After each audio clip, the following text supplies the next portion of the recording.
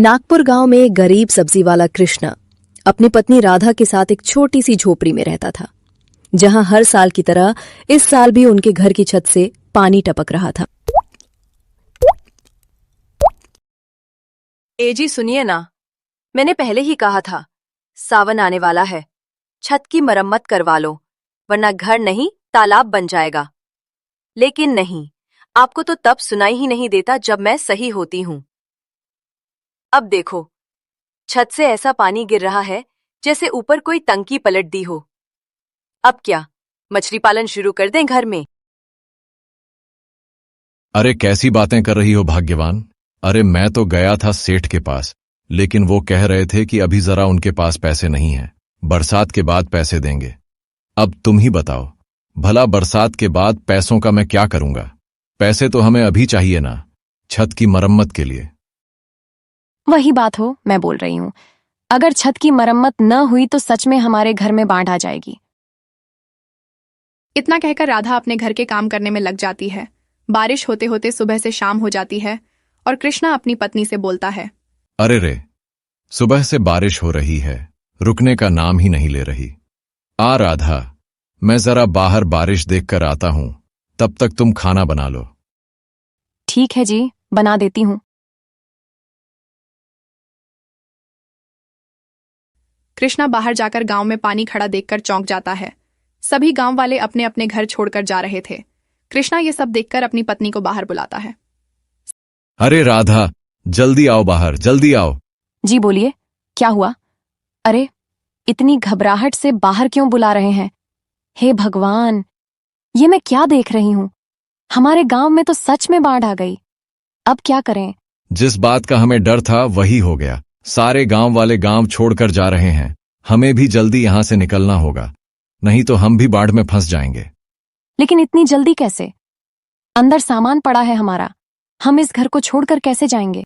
वो सब छोड़ो, हमारे पास समय बहुत कम है। ठीक है जी, चलिए। सारे गांव वाले गांव छोड़कर जा रहे थे।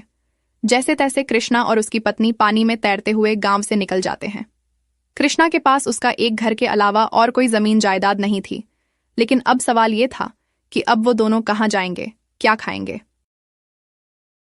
चलते चलते राधा और कृष्ण भूखे प्यासे दूर एक गांव में पहुंचते हैं, जहां हर तरफ हरियाली थी। लोग अपने अपने कामों में लगे थे। तभी उस गांव का मुखिया कृष्ण के पास आता है और बोलता है, कौन हो तुम? हमारे गांव में नए आए लगते हो, पहले तो तुम्हें यहां कहीं देखा नहीं। जी, हम किसी दूर के गांव से आए हैं, लेकिन बाढ़ की वजह से हमारा गांव घर सब बर्बाद हो गया। सभी गांव वाले गांव छोड़कर चले गए और हम चलते चलते कई दिन बाद यहां पहुंच गए हैं। अरे रे, बहुत बुरा हुआ भाई। मैंने भी सुना था कि बाढ़ की वजह से बहुत से गांव बर्बाद हो गए हैं। जी, क्या आप हमें यहां पर रहने के लिए कोई जगह दे सकते हैं? हम देखो, वैसे तो यहां रहने के लिए कोई खाली जमीन नहीं है, लेकिन तुम लोगों की हालत देखकर मैं तुम्हें अपनी कुछ जमीन कुछ महीनों के लिए रहने के लिए दे देता हूं। आपका बहुत बहुत शुक्रिया। कोई बात नहीं, चलो मैं तुम्हें वहां लेकर चलता हूं। मुखिया बहुत ही दिलदार था।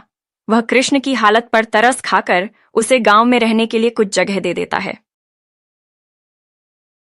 देखो राधा, अब हमें यहां पर मेहनत करके अपना खुद का घर बनाना होगा। तुम फिर से यहां खाली जमीन पर सब्जियां उगाना और मैं गांव जाकर सब्जियां बेचकर आया करूंगा। राधा उस जमीन पर सब्जियां उगाना शुरू कर देती है और कृष्ण गांव में जाकर सब्जियां बेचने लगता है।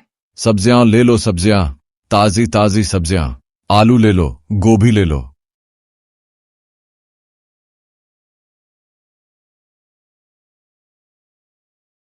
अरे वाह भाई वाह कृष्णा, तुम्हारी सब्जियां तो बहुत ताजी लग रही हैं। अरे मैं तो अब से तुमसे ही सब्जियां लूंगा। हाँ, 2 किलो आलू दे दो मुझे। जी मुखिया जी, ये लीजिए आपकी सब्जी, 70 रुपए हो गए। कृष्ण की सब्जियां ऑर्गेनिक होने की वजह से गांव में सबसे ज्यादा बिकती हैं। उसी गांव में भोला सब्जी वाला रहता था, जो केमिकल से अपनी सब्जियां उगाता था, जिन्हें खाकर गांव के बच्चे, बूढ़े सब बीमार हो रहे थे। लेकिन कृष्णा की सब्जियों में ऐसा कोई केमिकल नहीं था, जिसकी वजह से सभी गांव वालों ने धीरे धीरे कृष्णा से सब्जी लेना शुरू कर दिया। लेकिन भोला इस बात से बहुत जलता था। एक दिन भोला ने कृष्णा की सब्जियों के खेत बर्बाद कर देने का सोचा। ये नया सब्जी वाला कुछ ज्यादा ही शान मार रहा है मेरे गांव में आकर, लेकिन मैं भी भोला हूं। इसे अच्छे से सबक सिखाना पड़ेगा और फिर उसके बाद सभी गांव वाले मेरी ही केमिकल वाली सब्जियां खाएंगे। छुपते छुपाते यहां से निकल जाता हूं जल्दी।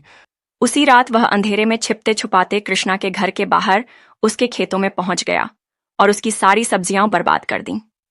सुबह उठकर जब राधा और कृष्णा ने यह देखा तो वे बहुत उदास हुए, लेकिन उन्होंने हार नहीं मानी। अरे ये क्या हो गया, मेरी सारी सब्जियां कैसे बर्बाद हो गईं? अब मैं क्या करूंगा? लेकिन नहीं, मैं हार नहीं मान सकता। मैं बचे खुचे पैसों से फिर से नई सब्जियां उगाऊंगा। हे भगवान, मेरी मदद करना। राधा और कृष्णा ने फिर से खूब मेहनत से सब्जियां उगानी शुरू कर दी। ऐसे ही दिन बीतते गए और कृष्णा की सब्जियां फिर से हरी भरी हो गईं।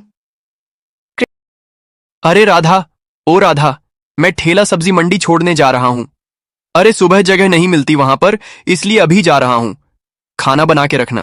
कृष्णा ठेले पर सारी सब्जियां लेकर सब्जी मंडी गया। कृष्णा ठेले पर सारी सब्जियां लेकर सब्जी मंडी गया, लेकिन भोला नहीं चाहता था कि कृष्णा फिर से सब्जियां बेचना शुरू करे। वो कृष्णा से बहुत जलता था, इसलिए अगली ही रात भोला फिर से छिपते छुपाते रात के अंधेरे में सब्जी मंडी गया और जाकर कृष्णा के ठेले पर जोर जोर से डंडे मारने लगा। लेकिन रात के अंधेरे में उसे पता ही नहीं चला कि कृष्णा का ठेला कौन सा है और उसका अपना ठेला कौन सा है। जब कृष्णा सुबह सब्जी मंडी पहुंचा तो उसका ठेला तो बिल्कुल सही सलामत था। तो फिर रात को जो ठेला भोला ने तोड़ा था वो किसका था? वो ठेला भोला का ही था। लेकिन लालच और अंधेरे की वजह से उसे रात को कुछ दिखाई नहीं दिया। जब भोला की अपनी ही सब्जियां बर्बाद हो गईं तो उसके पास कमाने का कोई जरिया नहीं बचा और तब उसे अपनी गलती महसूस हुई। उसने जाकर कृष्णा से माफी मांगी और आगे से बिना केमिकल के सब्जियां उगाना शुरू किया। अगर आपको ये कहानी अच्छी लगी हो तो लाइक, सब्सक्राइब जरूर करना और हाँ,